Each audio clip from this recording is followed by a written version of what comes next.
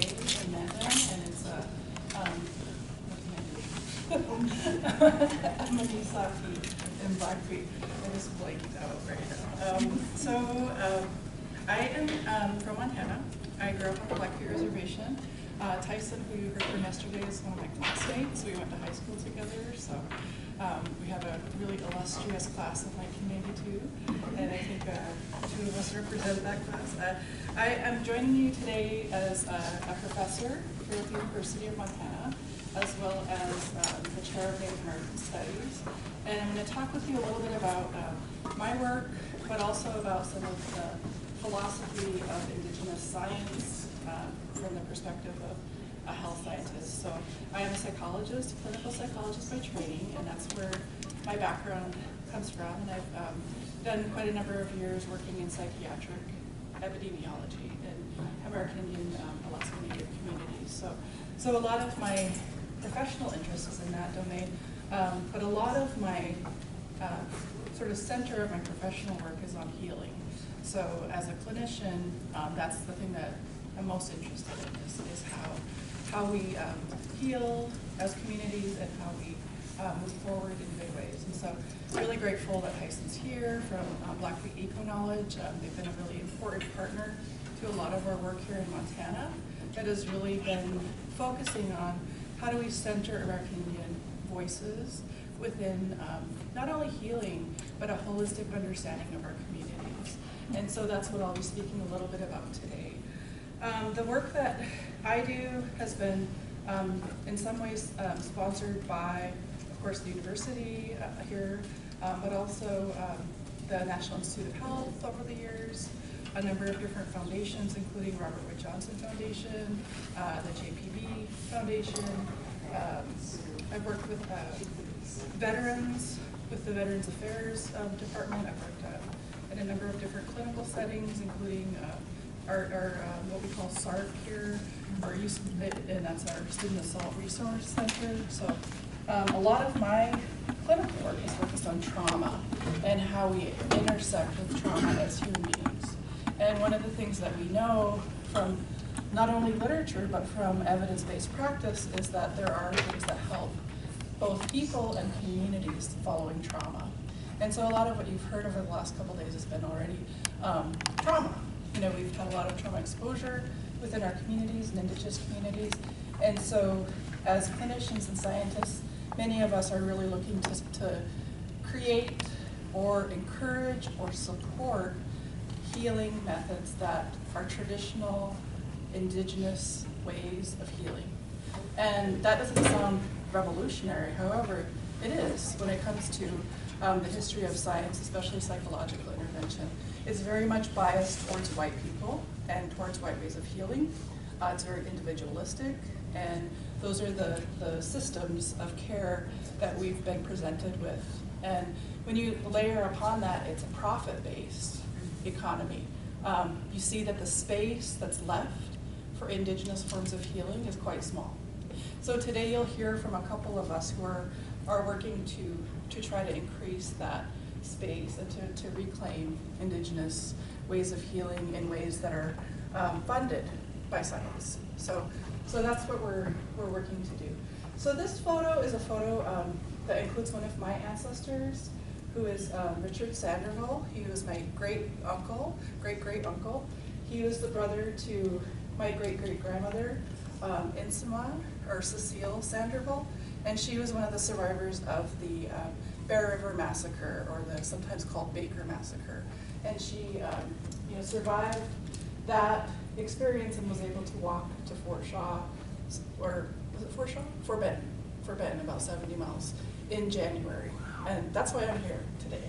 And that's why my children are here, is because her and people like her sacrificed so that we could be here. And so me being a professor here is really something that is a huge honor for myself, but also for our communities as we think about how we move forward in good ways. So my advocacy really aligns with this quote here. So Richard was one who was educated on the reservation and then sent to Carlisle Indian School. And so he was actually lied about his age, and his aunt lied about his age so he could go there. It was actually at the time one of the better options for him specifically. That's not the history of our people, generally speaking, but he became one of the first Blackfeet interpreters for our tribe, and so was able to come back and share some of that knowledge, and also some of what I have to do on a daily basis, which is kind of walk between different worlds within our native ways and then also our non-native ways. So today what I want to talk about briefly is some of my work has really focused on risk and resiliency. So as a scholar, I'm really interested in those two dialectics, how they fit together, how we think about risk within the context of American Indian communities, and then how we think about resiliency and how we focus on strengths to create interventions that are more effective for Native people. So within that, briefly I want to talk about the impact of poverty here in Montana and American Indian health. It's a very much an important causal factor here that's related to systematic discrimination and racism here in the state. So we talk about this a lot in public health. My colleague Damien will be talking more as well about traditional and modern medicine and how we can kind of look at those factors in a contemporary way. And then thinking about resiliency. One of the things you'll hear a lot of within our communities is igakimat, and that's that kind of notion of trying hard. That kind of idea of like really pulling from within yourself to, to overcome challenges or stressors in a daily way. So when I wrote my dissertation, it was about resiliency, and I think one of the words I was looking for was the Blackfeet word for resiliency, or igakimat. But as many of you know, our generation is one where we weren't allowed to speak the language, and we weren't encouraged, even though my grandmother was a fluent speaker, because we were indoctrinated with the idea that being Indian was somehow bad or maladaptive. So that, it's taken me a long time to get to the point where I've been able to kind of reckon with some of the history of academia, and not all of the history of academia within American Indian communities is good. And that's saying things very lightly.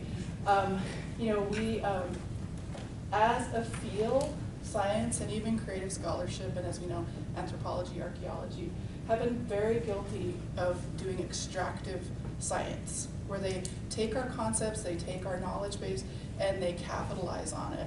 If that is like the Pacific yew, which has become tamoxifen, cancer treatment drug, willow, which is also used as aspirin, some of these different kind of ways of indigenous knowledge that has been translated into ways to acquire and build wealth for other communities.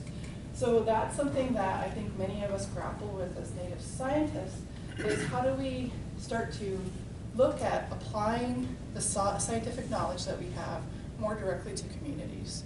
And I, as somebody who's been funded by NIH since the early 2000s, I'm somebody who's kind of really seen and watched, and I've reviewed applications and seen so many extractive and even predatory practices that have been enacted upon our Native people. And you get really tired of seeing that. You get tired of seeing the funding going to those projects that are only looking at our suffering, that are not contributing to our healing. And so we have to think about, as scholars, if you're ethically driven, how do we stop or slow the predation of our people and of our culture? And that's a strong comment, I know, but it's a very real comment, because here in Montana, we have the highest suicide rates in the country consistently. And you look at Alaska and other places like that, we have terrible access to mental health services as well as health services in our state. And yet we have $83 million of funding coming into our university for a lot of it health research. None of that is coming back to our communities. And to me, that is a problem. And when we think about how do we look at traditional healing, we know what works as Native people. We know what works within our communities. And yet, we're kind of circumventing the access to our communities. I was sharing this with Tyson the other day. My niece was asking a little bit about a Niskum stone. And for our communities, the Niskum stone's a really, it's a holy item that we can have as a personal bundle item. It's also a fossil. There's also whole stories that go to our creation stories. And I was explaining some of this to my niece, and she said, why literally, why do I not have access to this information? You know, that was like, this is a 13-year-old child, and she's never heard the story before in her life. You know, and that is a shameful thing for our communities here in Montana to not be educating our children on our own ways of knowing and believing. We don't have access to these things unless we go through special kind of arrangements to have access. So that's something that we need to change as communities, as academia, as Native American Studies departments. We need to take a look at that.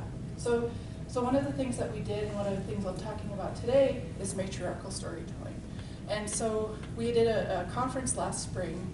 That was our first conference. We had a number of events, and this is very much in partnership with Blackfeet Eco Knowledge and with All Nations Health Center, where we were able to bring elders here over the last couple years to share stories with our students, to share stories with our faculty, to have actual ceremonies here.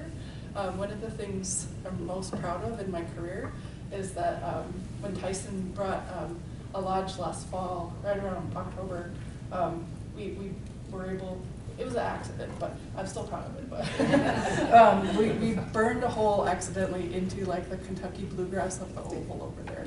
And the reason I'm proud of that is a couple of reasons. Like, I'd never thought, as somebody who went to school here, you know, starting from high school in 1992, that I would see a lodge, like that was a ceremonial lodge, put up on our oval. And to see it used, and to see the prayers of our ancestors, you know, continue in the space where we have always been. The Blackfeet people have always been here, so have other tribes, you know, but this is a very much an important and sacred space to many Native people. And the fact that we aren't allowed to practice our own ways on our own land is something that we need to change. And so this storytelling effort was part of that larger effort to bring some of our culture in dynamic, lived ways, not in historical, primary artifact ways, but as human beings who are practicing our culture now. And there's no like, you know, back when, that kind of thing. These are living beings, they're living stories, they're living objects, they're living, we talked about the lodge transfer, that is alive. And so I treat it as if it's alive. And that's the way that we are as people. And that's the way that we are with our entire universe. So this matriarchal storytelling represented part of that. One of the stories that was shared was that one of the root words for lodge is one of the similar words for the womb. And so oyis is a common term that we use for many different kind of our homes, our places of nurturance. And so that's what we would like to see places like our university and places like Native American Studies become, is a place of nurturance for all Native people, where they can share their stories and where we can think about the future together. So when we think about the prevalence of traditional medicine, there's not a lot of studies done with American Indian people. But when I worked at the University of Colorado, we had one of the studies that was done, I mentioned a psychiatric epidemiology study of 3,500 different Native people. And one of the things, don't get hung up on the numbers here, but what we know, this is from, gosh, 1990, so it's very old data. But this is one of the few epidemiology studies of traditional medicine that's been done in the country. So one of the things that we do know at that time is that many Native people continue to use traditional medicine, right? So here's an example, a great example of the pace at which Western science, you know, works, right? This is a study from the 90s. And we're just now kind of recognizing the importance of traditional medicine and indigenous ways of knowing for the health of communities, right? So that's one of the critiques I have, is how do we speed that up, you know? And it's also something that we know as community members. It's not a surprise to us. Yet, you know, we're having to kind of look at this glacial pace to provide the documentation that these things work. So we know that these things are used for both psychiatric, things like depression, post-traumatic stress disorder, as well as physical ailments. So we know that prayer, we know that ceremony and those kinds of things are helpful. There's been far less research done with urban communities, but we know that up to 70% of Native people in urban settings use ceremonial practices. And so, and that's something a lot of folks will travel back home in the summer and things like that. So this is just a snapshot. This comes from, this quote is Alan Parr, who's one of our historical elders for our Blackfoot Confederacy.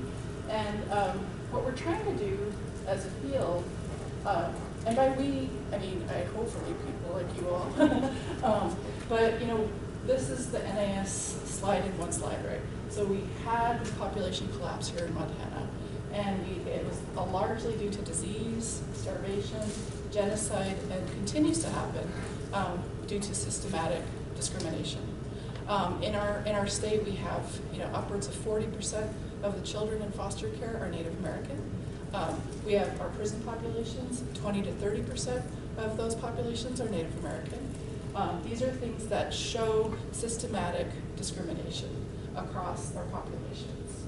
Many tribes were moved to different locations, and some were placed in places where they were not traditionally familiar with. They didn't have their ceremonies, did not live there, and these were things that were problematic for many folks. Some were able to remain. As the members of the Blackfoot Confederacy, we're very fortunate that we have an intact culture. We have our ceremonial ways intact. We're working on getting our language back. We're doing those things right now. But there's a lot of cultural barriers to that because there's been so much indoctrination by the Christian kind of folks who've really made an impact, for better or for worse, in our communities. So this is just to give you the background. This is one of the things I was talking to my niece about. As Native people, we don't even often know that we have songs for the sun. We have songs to honor the Milky Way, the earth. We have all of these areas of knowledge that are still in practice, and yet our children don't always have access to knowing those things. So we've had a lot of commitments that have happened in our Blackfeet community. Blackfeet Eco-Knowledge has really led a lot of those efforts. We're looking at resiliency factors through bringing back our cultural ways, our ceremonies, our akogats, and helping our children become part of societies where they learn how to honor and renew our relationships with the natural environment. And so, we could talk a lot about these different things, but for those of you who are unfamiliar, it was illegal until 1978 for us to practice our ceremonial ways. I know you all know that, but just as an example for my family, we had what's called a Natuas bundle in our family that my parents took care of, and they were transferred that in 1970. So when they were transferred that, it was illegal. And until they transferred it last year, my mom, they had it for over 50 years. And to think of that is a very stark reminder of why we are kind of like, in some ways, at square one, and we're needing people to invest in these ideas and relationships. So this is why we lead with history. I know all of you know these things, but there's a sequela, I had my $5 word, of events that lead to outcomes now that we see. We see the cultural devastation that continues to unfold, that, sometimes our children think that our culture is like gang life, thug life. They don't realize that we have a culture that extends back, to the beginning of time. And so thinking about this is really important as we think of establishing access to care and how do we treat substance abuse. As a trauma interventionist, substance abuse is one that is avoidance. When we think about PTSD symptoms, it's the ultimate form of avoidance because it allows people to lose consciousness. And that's one way that people avoid pain. So as tragic and as sad as that is, we have to think about replacing that with things that allow people to feel the full range of their emotions, that are not stunted by the exposure to trauma that our communities experience on a daily basis. And so we have terms for that, alexithymia, when people can't identify the feelings that they have because they've had this exposure to trauma. And for Native people, we've had not only historical trauma, we have contemporary forms of trauma that continue to impact our communities. So that's the kind of critical question, is how do we balance the need to think about and talk about topics that are really quite difficult, things like trauma, things like murder, things like suicide, things like these really difficult topics, but we have to think about talking about them if we want to solve them.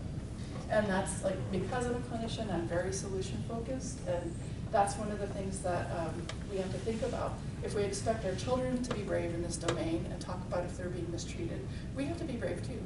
And we have to think about how we approach. This is just, for those of you not familiar with Montana, these are our federally recognized tribes that are located on these different reservations.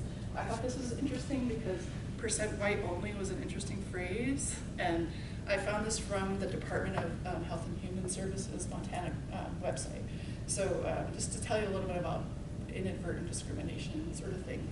These are our tribal communities. This is some of the poverty indices I mentioned. So if you look at the bottom row, that's Montana. And then when you compare that to all the other reservations, you'll see this is an old data set from 2005, but each reservation community, including Flathead where there's more checkerboarding, there's more non-natives who own land there, we see higher rates of poverty, unemployment, and children who qualify for free and reduced lunches. So what does that mean? It means that our children don't have as many options as other children, as our communities don't have as many options. Wealth equates to options many times for many communities. So the impacts on health, essentially, natives here in Montana don't live as long, period. Like, we have a life expectancy that is over 10 years shorter than other natives even. This is especially true for native males in our state, and this is something that has to change. The pandemic impacts differentially our communities, so it's hard to see here, but the top line on both of these graphs, which is morbidity and mortality, are American Indian Alaska Natives. So we've done a couple studies. One has been a study looking at resiliency and environmental exposure. So we created, which I'm a psychologist, I don't like to, Damien knows this, create measures.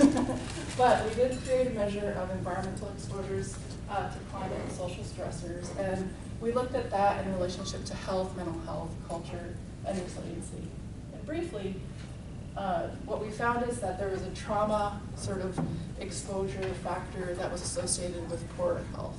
So the more trauma people experience, the poorer their health. And this included mental health in a number of different domains. So again, it's not rocket science, right? You talk to any Native person, they're going to be able to tell you this, right? But once you have it documented, you can look for funding. The other thing we looked at was resiliency. And this was the part that excites me more, is that, you know, culture is a protective factor. So for our Blackfeet community, people who participated in ceremonies are less likely to be depressed. They're more likely to have more adaptive coping. They are more likely to gather plant medicine for foods and ceremonial practices. And essentially, culture matters. So those who spoke or were learning Blackfeet included half of the sample, and then a 30% were those who attended ceremonies. And so those are the folks who were doing the best, mentally and physically. So we know now from data that shows that these are the things that work.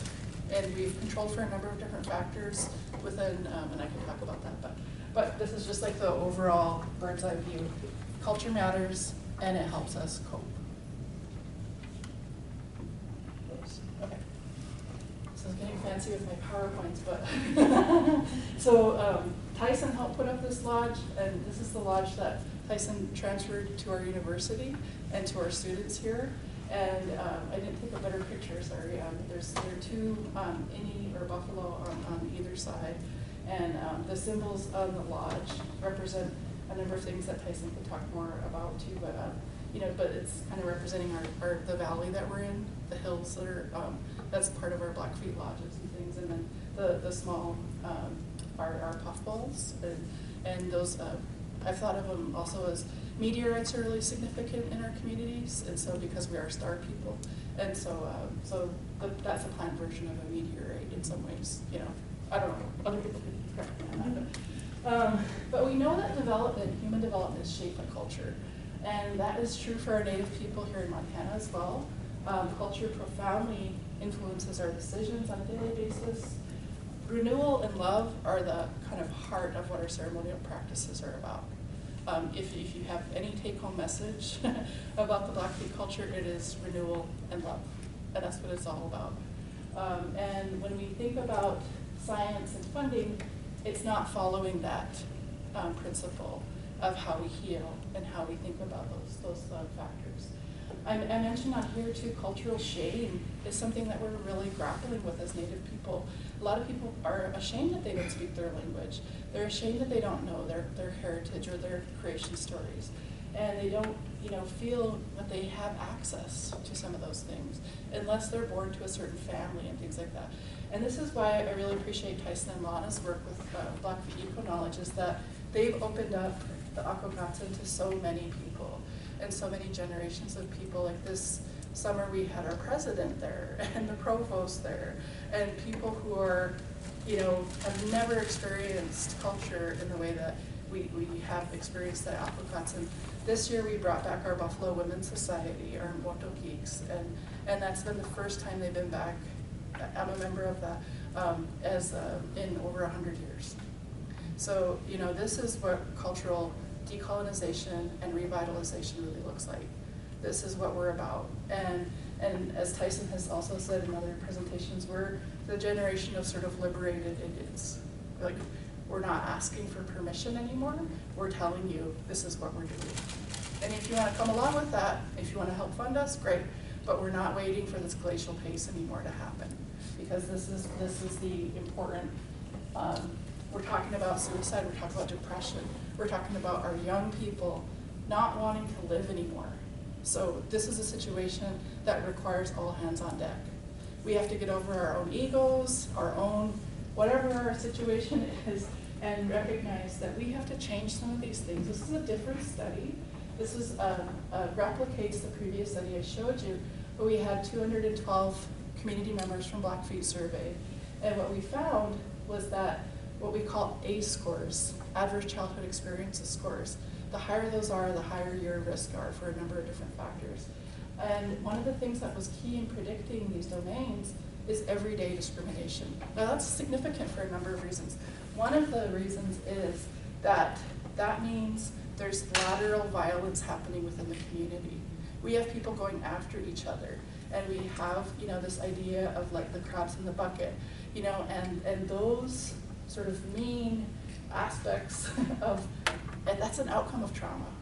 When people are taught that their identity is not valid and that their way of life is something that should be extinguished, like we have had here in the United States, that rolls downhill. And that lands on the most vulnerable within a community. And that's what we're seeing from the science demonstrate that as well. So this is some of what we need to do, and I know I'm at time, I'm sorry. But we have to look at systematic problems in ways that have systematic solutions. And so part of what we're looking at doing is investing in trauma interventions. And part of that, I would argue, is also like our Akokatsin. You would never necessarily think of it or say it's a trauma intervention, but it's healing. It's healing people to know, here is who I am, here's where I feel at home, here's how I can pray and hope for good things for my community, for myself, for my family. It sounds very simple and basic, but those are the building blocks of healing and for health for people. We think about establishing safety, compassion, supports for the different things that people are trying to do to learn their language, and housing, and all of the things that we think about in public health. Having access to those things is part of what we're trying to look at, is people building and place building. So this is just a very simple reduction of a story that if you asked our elders for, it would take you days, So, for our Blackfoot Confederacy, we believe that we're all connected, and you hear that a lot with an Indigenous thought. But for us, I wanted to share just a little example. A lot of what we hear of is Napi stories for the Blackfeet, and that's more of our trickster stories, kind of taught through hyperbole and what not to do, and there's other aspects of it too that are really deep sort of level of thinking. And as a psychologist, what I know we're trying to do with our children and everybody is have meaning restoration when we've had trauma. And so our stories were the way that we would do that. We would reconstruct meaning for people and with people if they've experienced difficulty. So if they've experienced bullying, we might share the stories of the Bunch Stars, the 7 brothers and the lost children. We might share that kind of story. So these are ways that we instruct, but we also teach people to emotionally regulate their experiences. And those are really important skills that we have. So for the Wolf Trail story, this is the story of the Milky Way, and I can let you read through it, but basically it's how the wolves taught us how to traditionally hunt the buffalo, and our relationship and our agreements that were sort of set into motion in that way. And some of that is symbolized in many different ways. We have medicine wheels, we have our Iniscums, we have, I mean, this is a whole class, right? As you can tell, but we also have our bundle system, our spirit beings that are a living part of our communities and culture. And then at the Matriarchal Storytelling Conference last year, we had an elder, Audrey, who came down and talked about some of the stories of Gatayas, who's our Blackfeet superhero. And so he vanquished a lot of different sort of evil entities within our community, and that's represented throughout our territory. Like you'll see I think some areas of our land that are they call it the Chinese wall, I think, is like the backbone of some of the monsters that he slayed. And there's a lot of different aspects that are in our lived experience in our landscape. So this is just sort of a replication of the previous ideas. It's just really idea of compassion. And for Blackfeet, we have a word for that. And we think about how we can start to look at funding in each of these domains. Language, that says culture, prayer, place. But these are things that truly are helpful for our communities as we move forward. And this is part of that idea of living the way that we've been taught, living the way that the wolves have taught us, all the different animal relatives that we have. And that's where we think about that compassion. And so this is my daughter, Maya, and I of course love her, but I think that that's why we think about the future, right? Is she's becoming a filmmaker, she's wrote for television series, she's done all these cool things. And the reason she does this is because her love for community and family and culture, and that's what is infused in her work. So as we create that next generation of leaders, we're trying to reach all of our people. So this is really kind of my own kind of 2 cents. So since I'm a psychologist, I mentioned the meaning reconstruction, and that's sort of the era we're in. You think about these post-colonial terms and all these things, but we're really trying to talk about resistance, and cultural resistance is a big part of that. And so my work has been in psychotherapy, but it's really this community building work, and in public health, that's what we're really interested in, is how do we infuse trauma-informed ways of understanding the story so that we can help people and meet people where they are, how to discuss marginalized communities as you're doing today, and how do we have empowerment for community members that have been impacted. So we've done things in writing, we've done film, I mentioned. My daughter has done a couple of different films, Dogwood, which is about the MMIW crisis and about that issue within our community. We're writing on a manuscript now, and those are some of the things that, these are just some photos from that. And when we think about marginalized communities, how do we empower people to have a voice about their lived experience and to not be viewed as historical artifacts, as human beings? So this is part of what we did with partnering with Blackfeet Eco Knowledge and All Nations, is we did this, a couple days of talking about science, talking about story, talking about how do we think about centering, and I intentionally didn't speak much the whole time because I wanted the stage to really be centered on our Native communities. And we think about trauma-informed health, how do we diversify science and academia. Dr. Grimorning and I are one of and Patrick, sorry, Dr. Lozar, how many Native faculty are on our campus? I think it's us. Yeah, so this might be the whole, Heather. Yeah, Heather, sorry. So there's, you can count on literally one hand the number of Native people here on our campus. So we need to increase that diversity. And we need to think about how do we develop the next generation of leaders who are taking these things in stride and working to create this nurturance and compassion. It's something that's not talked about in science unless it's like associated with a problem. But we are looking at how do we invest in place and growing into a different form of health. So that's it. Yeah.